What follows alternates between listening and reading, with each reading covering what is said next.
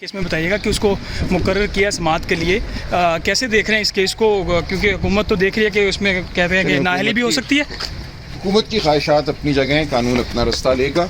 ابھی تو انہوں نے کوئی ترمیم کی درخواست دی ہے، اس کو ہم پڑھیں گے، دیکھیں گے کیا ترمیم یہ چاہ رہی ہیں، تو پھر بات آگے چلے گی. سر تھوڑی سی قانونی رائے اس پہ بھی دیجیے گا کہ گورنر کے پی کی تاریخ کا اعلان نہیں کر رہے، کیا اس پہ ان پہ توہین عدالت لگ سکتی ہے؟ دیکھیں ابھی تک تو امید کرنی چاہیے کہ وہ سپریم کورٹ کے فیصلے کے مطابق عمل کریں گے اور جو قانون ہے اس کا راستہ نہیں روکیں گے.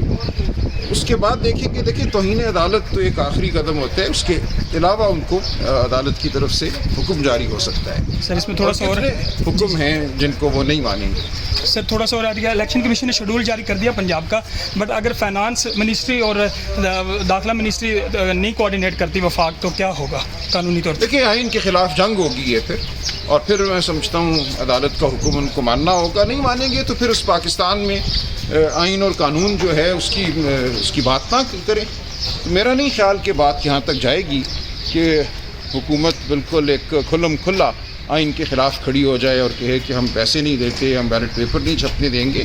یہ بالکل ایک آئین کا جو نظام ہے اس کو مفلوج کرنے کے مترادف ہوگا.